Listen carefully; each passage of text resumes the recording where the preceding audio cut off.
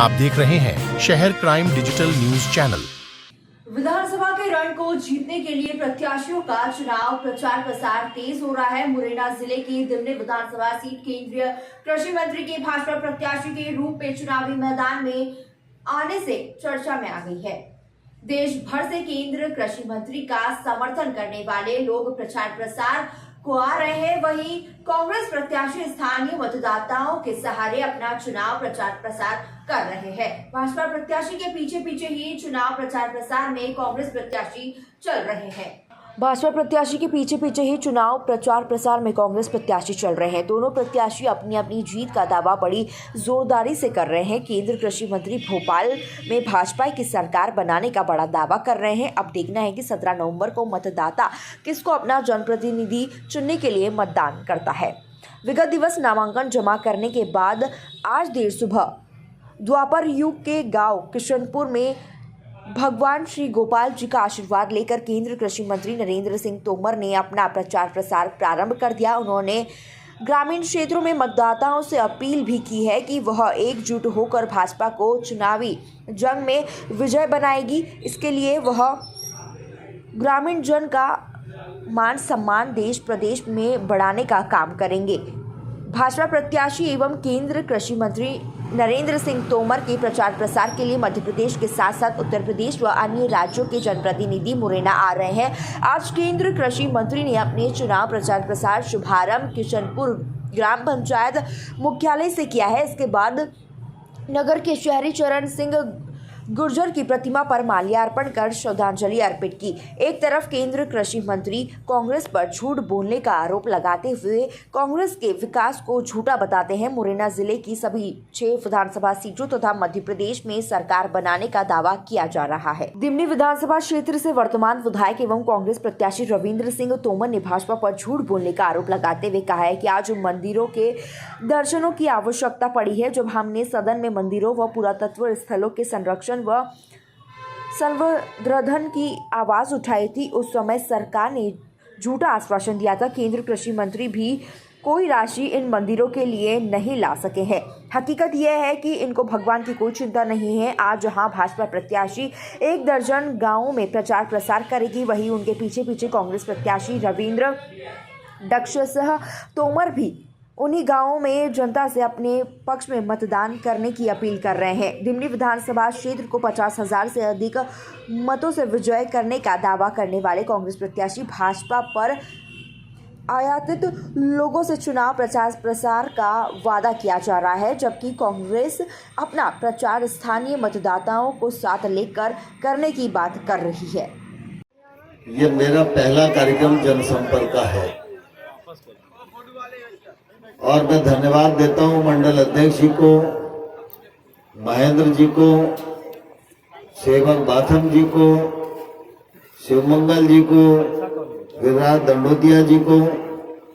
इन सब लोगों ने जब कार्यक्रम की रचना की तो किशनपुर गांव को चुना तो गोपाल जी का आशीर्वाद भी मिला और आप सब लोगों के दर्शन करने का सौभाग्य भी मिला। आज इस अवसर पर यहाँ उपस्थित विधायक मेरे मित्र आदरणीय सुशील जी, आज मैं जब आप सबके बीच में आया तो आप सबने इकट्ठा होकर हम सब लोगों का स्वागत किया, शब्दों से भी किया, फूल मालाओं से भी किया और साफा बांधकर भी आप सबने स्वागत किया। हमारी संस्कृति में साफा बांधकर स्वागत करने का बहुत महत्व है और आप सबने साफा बांधा है। मैं आप सबको ये वचन देना चाहता हूं, जिस उम्मीद के साथ आपने साफा बांधकर स्वागत किया है, मैं आपकी उम्मीद पर खरा उतरने का ईमानदारी से पूरा प्रयत्न करूंगा। चुनाव है तो विकास की बातें तो होती ही हैं।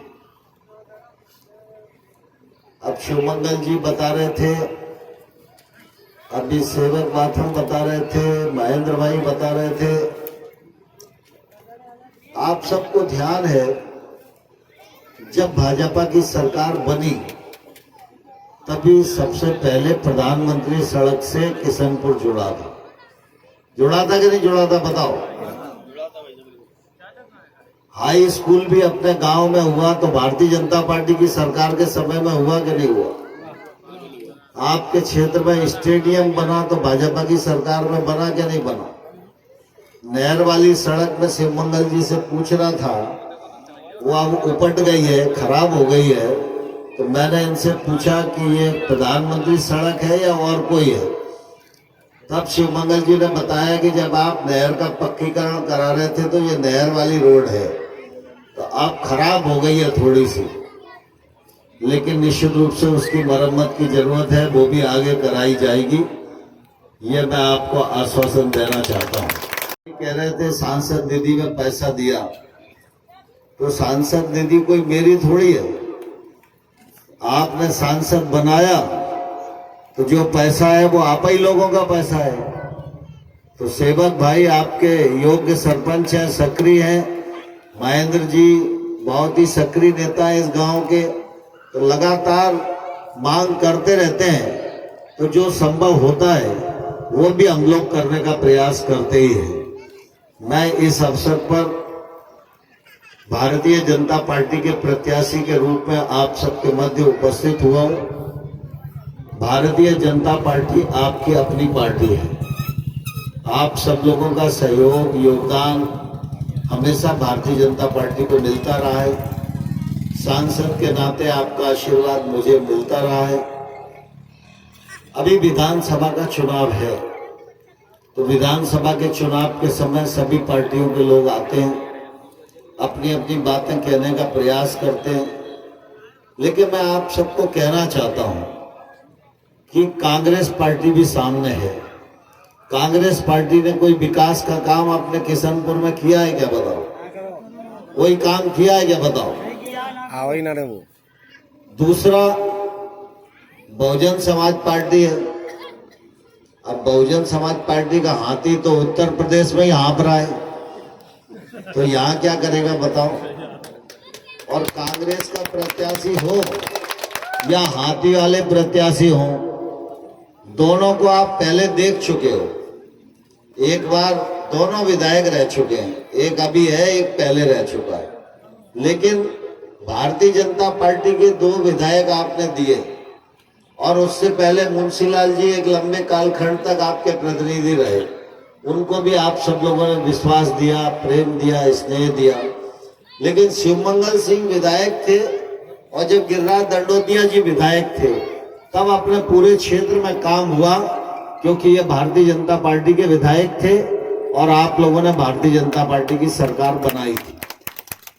बाकी कांग्रेस और बहुजन समाज पार्टी, इनका विकास से कोई लेना देना नहीं है।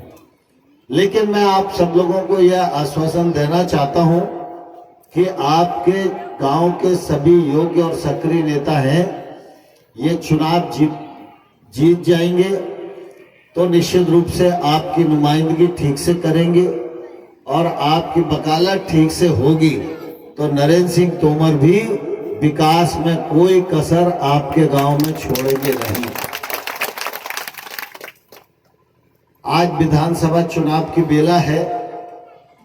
हमारे देश के प्रधानमंत्री नरेंद्र मोदी जी लगातार इस बात की कोशिश कर रहे हैं कि गांव, गरीब किसान की माली हालत में सुधार आवे, और इसलिए आपने देखा आज मध्य प्रदेश ही है जहां एक किसान को 12,000 रुपया साल मिलता है कि नहीं मिलता? अब 6,000 रुपया प्रधानमंत्री के और 6,000 रुपया शिवराज सिंह चौहान जी के, 12,000 रुपया हर घर में आ रहे हैं। दूसरा, हमारी लाडली बहना भी यहाँ बैठी हुई है। अब लाडली बहनाओं को भाजपा की सरकार बनने के बाद 3,000 रुपए मिलेंगे, अभी 1,250 मिल रहे हैं, तो 3,000 रुपया महीना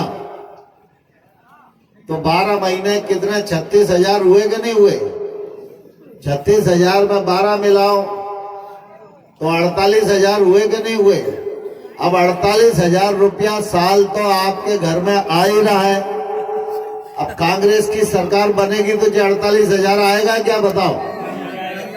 पिछले बार भी जब 18 महीने के लिए सरकार बनी कांग्रेस की तो मुख्यमंत्री कन्यादान योजना बंद हो गई, बुजुर्गों को तीर्थ दर्शन योजना बंद हो गई, संबल योजना बंद हो गई थी।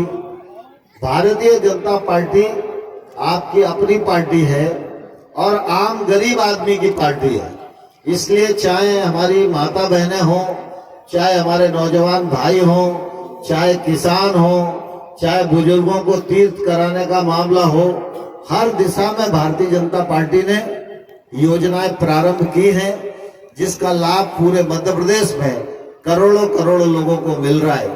अब लाडली बहना मध्य प्रदेश में 1,31,00,000 है। अब 1,31,00,000 बहनों को आने वाले कल में 3,000 रुपया महीना मिलेगा तो गरीब आदमी के घर की माली हालत सुधरेगी कि नहीं सुधरेगी? तो इसलिए ये चुनाव हम सबके लिए महत्वपूर्ण है। भारतीय जनता पार्टी ने मुझे आप सबके बीच में प्रत्याशी बनाकर भेजा, तो जनता पार्टी के प्रत्याशी के रूप में मैं आप सबके बीच में आया हूं। अभी सेवक बाथम ने एक चिट पकड़ाई कि जे एक काम और है जरा बोल दो, लेकिन आप सब जानते हो मैं लोकसभा का चुनाव भी लड़ा हूं और चुनाव के समय बहुत वायदे नहीं करता, लेकिन मैं आपको ये जरूर विश्वास दिलाना चाहता हूं, आप मुझे विधायक बनाओगे तो मैं आपकी आन बान शान की रक्षा करने के लिए जी जान से जुटूंगा। आप सब तैयार हो भारतीय जनता पार्टी को?